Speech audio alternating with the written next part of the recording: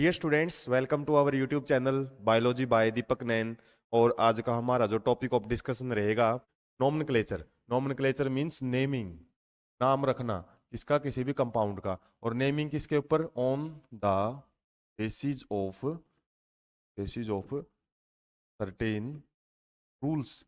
कुछ रूल्स बनाए हुए हैं किसने? यदि हम बात करें केमिस्ट्री के अंदर IUPAC। IUPAC means international union for pure and applied chemistry. International union for pure and applied chemistry. इसके लिए मतलब केमिस्ट्री में जितने भी हम नाम वगैरह है वो पढ़ते हैं अलग अलग कंपाउंड के, उसके लिए एक स्पेशली इंटरनेशनल लेवल पे एक संगठन है। जिस तरीके से हम नॉर्मली जैसे बच्चों के नाम वगैरह है वो रखे जाते हैं, तो हम क्या देखते हैं, किसी भी जो पंडित जी हैं उनसे पूछते हैं कि भाई इसके जो भी किस तरीके से नक्षत्र वगैरह है या फिर उसकी राशि वगैरह है, किस महीने में वो पैदा हुआ है, किस डेट पे। तो एक रूल रहते हैं उनके भी नामकरण के, वो फिर एक नाम बता देते हैं हमको या फिर एक लेटर बता देते हैं कि इस नाम से आप, इस लेटर से आप कोई भी नाम है वो रख सकते हैं। एक पार्टिकुलर सीक्वेंस रहती है, उसकी भी रूल एंड रेगुलेशन होते हैं। ऐसे ही हम किसी भी चीज का साइंटिफिकली, बायोलॉजी में भी साइंटिफिक नेम होते हैं, zoological name and botanical name. ऐसे ही केमिस्ट्री के जो कंपाउंड है इनके लिए भी केमिस्ट्री में जितने भी नोमेनक्लेचर होती है वो ये सिस्टम है वो देखता है। और एक पर्टिकुलर रूल एंड रेगुलेशंस हैं, वही रूल हैं वो हम पढ़ेंगे पहले, उसके बाद देखेंगे कि ये नाम है वो कैसे बने हुए हैं। तो शुरुआत में हम क्या करते हैं, उन रूल्स है उनको ही समझ लेते हैं। तो इसमें हम जब भी कार्बन का कंपाउंड का नाम लिखते हैं, कोई भी कार्बन कंपाउंड का जब नाम लिखा जाएगा उसके अंदर क्या है, एक तो स्टार्टिंग में जो वर्ड है वो यूज करते हैं, एक मिडल में कोई भी वर्ड है वो यूज किया जाता है जिसको हम मेन नेम है, मेन वर्ड है वो बोल सकते हैं, रूट वर्ड भी बोल सकते हैं इसको, सबसे मेन मूल वर्ड। और इसके जो पीछे लगते हैं उनको हम क्या बोलते हैं? सफिक्स। और आगे जो लगते हैं उनको बोलते हैं प्रीफिक्स। कुछ वर्ड है या फिर हम बोल सकते हैं लेटर्स के कुछ ग्रुप हैं जो कि आगे लिखे जाते हैं, प्रीफिक्स में लिखेंगे, कुछ है वर्ड के पीछे लिखे जाते हैं। और मेन होता है हमारा मेन वर्ड बीच में, उसके आगे और पीछे लग के हमारा जो कंप्लीट नाम है वो बन जाता है। और जो मेन वर्ड है ना, कार्बन के केस में हम क्या लिखते हैं? नंबर ऑफ कार्बन कंपाउंड के बेस पे कार्बन एटम्स, किसी भी कंपाउंड में कार्बन के कितने एटम्स हैं उसके लिए एक मेन वर्ड है वो, रूट वर्ड है वो यूज किया जाता है। जैसे कि कार्बन का नंबर 1 हो सकता है, 2, 3, 4, 5, 6, 7, 8, 9 और 10। 10 तक हम पढ़ेंगे कि कार्बन के एटम्स यदि किसी कार्बन कंपाउंड में 10 तक हैं तो उनके लिए क्या क्या नाम रहेंगे। जैसे 1 है कार्बन का एटम, जैसे मान लो कोई भी मॉलिक्यूल आपको दे दिया, जैसे CH4 है, इसके अंदर कार्बन के कितने एटम है? 1 है। तो 1 के लिए हम वर्ड यूज करते हैं मिथ, 2 के लिए करते हैं इथ, 3 के लिए प्रोप, फिर है ब्यूट, फिर है पेंट। और इनके पीछे कई बार ए भी लिखा हुआ मिल जाता है, वो किसके लिए? कई बार ये ए है वो यूज कर लेते हैं, कई बार नहीं रहता है। पेंट, उसके बाद हेग्ज या हेग्जा, के बाद सेप्ट या फिर सेप्टा, कई बार हेप्टा भी मिल जाता है आपको, सेप्ट या हेप्ट दोनों ही। उसके बाद ओक्टा, उसके बाद नो नेन या नोना भी बोल देते हैं, उसके बाद आ जाता है हमारा डेका। इस तरीके से जब भी आप कार्बन का कोई भी कंपाउंड का नाम लिखते हो तो बीच में सबसे पहले एक मेन नाम है वो ढूंढना पड़ता है। जैसे इसके केस में हम जो कार्बन का नंबर 1 है ना, तो इसके लिए एक मिथ जो हमारा मेन वर्ड है वो रहेगा। उसके बाद देखा जाता है कि इसमें कौन सा फंक्शनल ग्रुप लगा हुआ है। तो सबसे पहले तो आपको, जैसे केमिकल फॉर्मूले जब हम पढ़ रहे थे फर्स्ट चैप्टर में, आपको बताया गया था कि कुछ टेबल हैं पॉजिटिव और नेगेटिव ऑक्सीडेशन स्टेट की, वो याद रखनी पड़ेगी, किसकी कितनी वैलेंसी है। और उन वैलेंसी को एक्सचेंज करके ही हम क्या कर सकते हैं? फॉर्मूले बना सकते हैं। लेकिन कार्बन के लिए भी आपको स्पेशल कार्बन के नंबर हैं। जैसे अलग अलग कंपाउंड में, जैसे CH3COOH, कुछ इस तरीके का कंपाउंड है और इसको हम पढ़ेंगे भी, तो इसमें कार्बन के कितने नंबर हैं? 2 नंबर हैं। उसके लिए हम क्या वर्ड यूज करेंगे वो इसी टेबल से आप याद रख सकते हो। तो ये 10 तक आपको 10th लेवल पे याद रखने की जरूरत है। हायर क्लासेज में हो सकता है आपको और भी याद रखने पड़ जाएं। तो सबसे बेसिक चीज है इसकी। उसके बाद ज्यादातर हम सफिक्स यूज करते हैं इसके पीछे, इस वर्ड के पीछे कुछ वर्ड हैं या फिर कुछ लेटर का ग्रुप है वो यूज किया जाता है। और वो क्या रहेगा, सफिक्स क्या हो सकते हैं, फिर ये आ जाते हैं हमारे फंक्शनल ग्रुप के बेस पे, कौन सा फंक्शनल ग्रुप है। और फंक्शनल ग्रुप में आपके कुछ तो हमने फर्स्ट पार्ट के अंदर भी स्टडी किए थे, और कुछ है यहाँ पे वो हम देख लेते हैं। जैसे एक होता है एल्केन, एक होता है एल्कीन, और एक होता है एल्काइन, और एक बार आ जाता है एल्काइल, एल्काइल भी रहता है।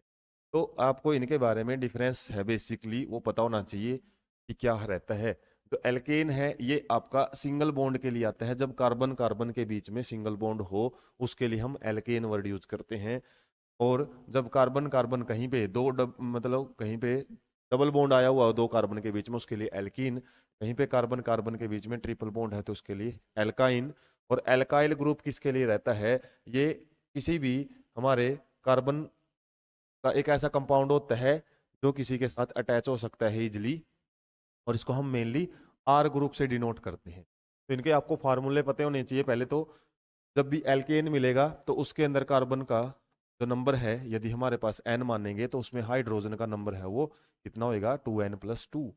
और एल्केन के केस में क्या फार्मूला रहेगा, CnH2n, और यहाँ पे रहेगा CnH2n-2, और यहाँ पे रहेगा CnH2n +1, इस तरीके से फॉर्मूले जो होते हैं।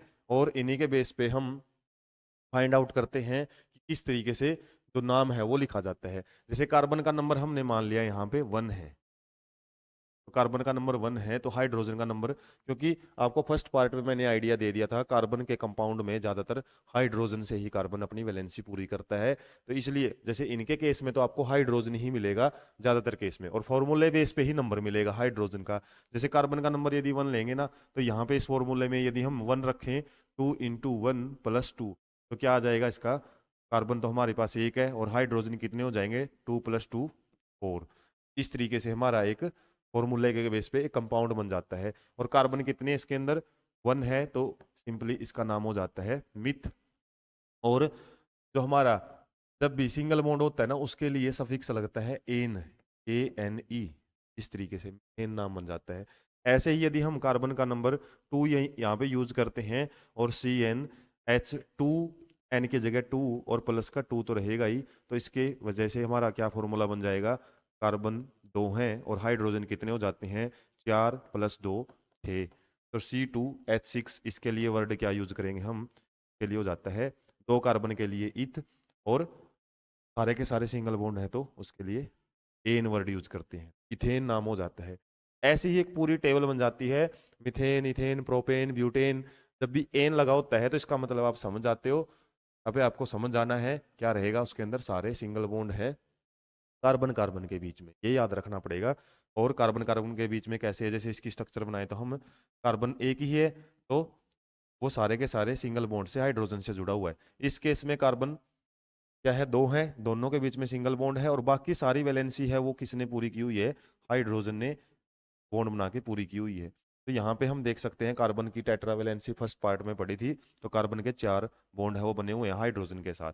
इस तरीके से हमारा क्या है, हर एक में आप कोई भी फॉर्मूला यहाँ से बना सकते हो। जैसे इसके लिए मैंने यदि बात करूँ, एन की वैल्यू हम 4 यूज करते हैं, तो 4 यूज करेंगे तो कार्बन कितने हैं, 4, H2, एन की जगह 4 वैल्यू पुट कर दी, उसके बाद 2 कितना आ जाएगा हमारा यहाँ पे, C4H 8 + 2 10। ये किसका फॉर्मूला हो जाता है, 4 के लिए हमने क्या वर्ड यूज किया था, ब्यूट, और सिंगल बॉन्ड के लिए हम एन, ये तो फिक्स ही है सिंगल बॉन्ड। यदि फॉर्मूला यदि कहीं पे लग रहा है ना किसी कंपाउंड के अंदर, तो उसके लिए एन तो फिक्स ही है, और ब्यूट वर्ड किसके लिए आता है, नंबर ऑफ कार्बन एटम्स के लिए। अब इसकी कंडीशन और इसकी थोड़ी सी आपको याद रखनी है।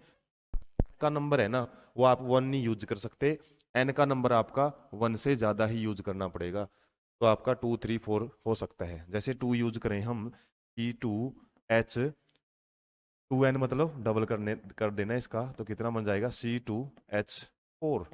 इस तरीके से ये किसका फॉर्मूला है आपका, कार्बन कितने इसमें 2 है तो इथ।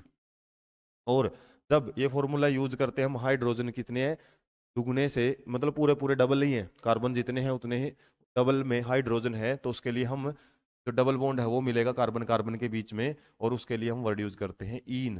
तो नाम बन जाता है इसका इथीन।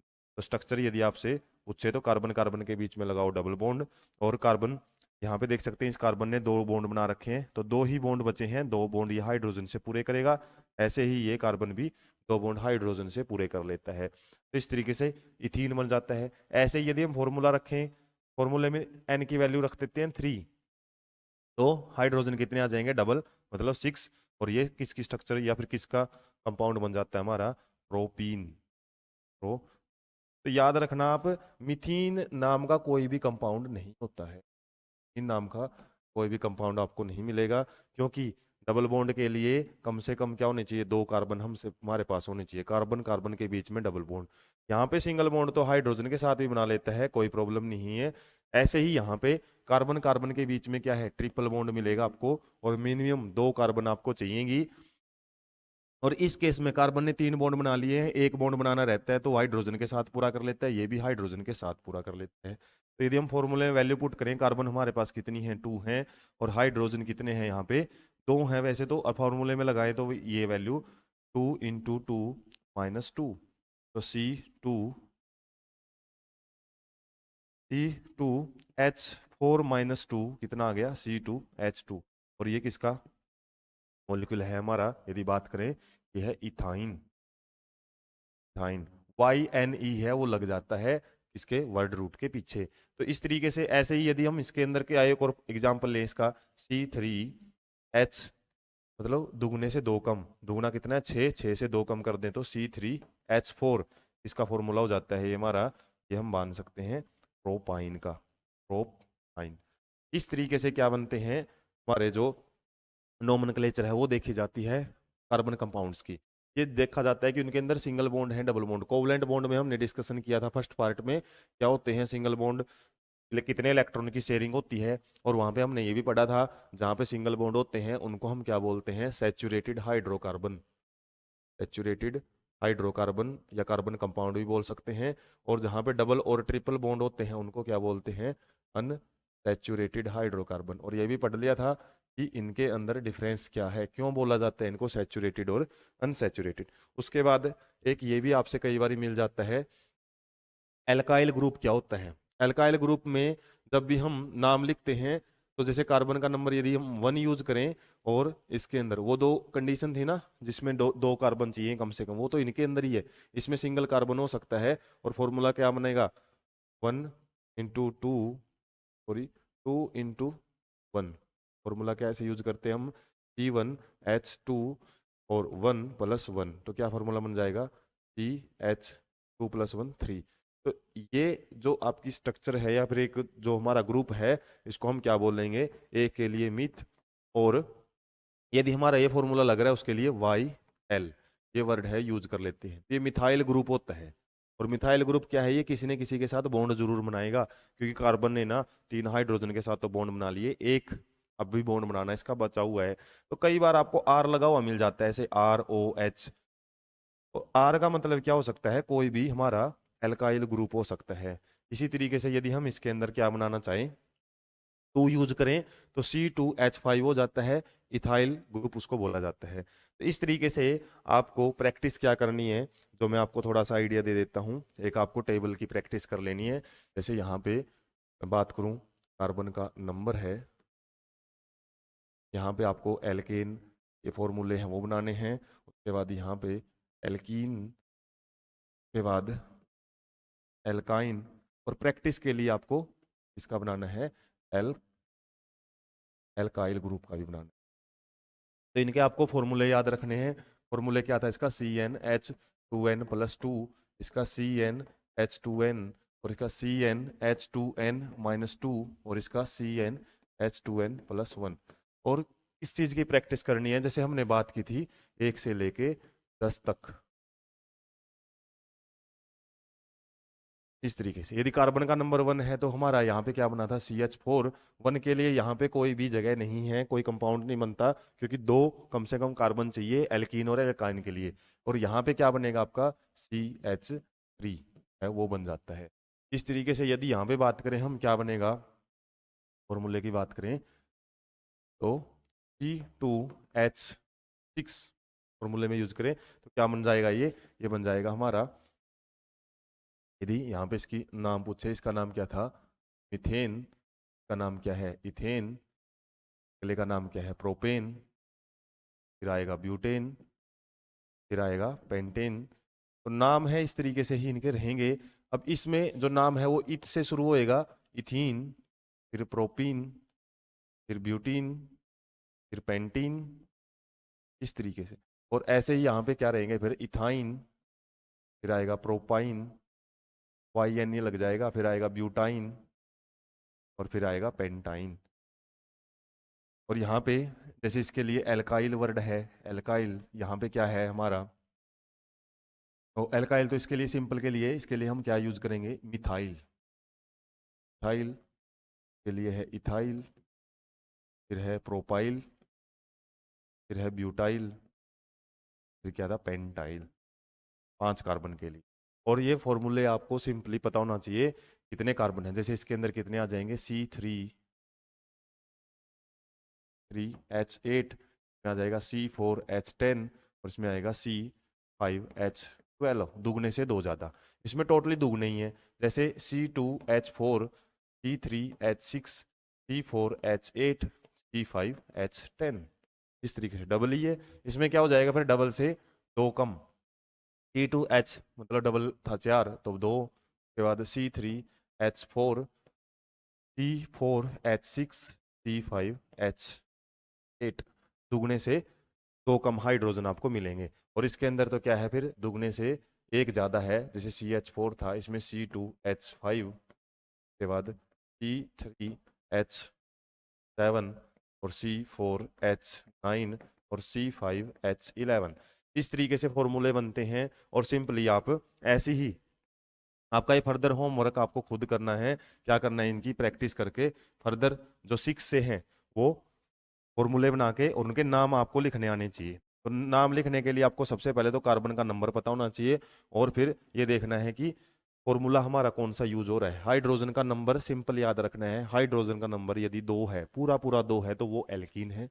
जैसे यहाँ पे दुगना की बोल सकते हैं हम, डबल हो, जैसे कार्बन कितने हैं, 5 है, हाइड्रोजन 10 है, तो कार्बन से हाइड्रोजन का नंबर किसी भी फॉर्मूले में यदि पूरा पूरा डबल है तो वो एल्कीन है। यदि दुगने से 2 प्लस में है, 5 का दुगुना 10 होता है, प्लस 2 12 है, 4 का दुगुना 8 होता है, प्लस 2 10 है, उस केस में आपका सिंपल बनता है, वो एल्केन फैमिली के मेंबर हैं। और एल्केन में हम एन लगा देते हैं कार्बन के नंबर के हिसाब से, यदि आपको वर्ड पता है।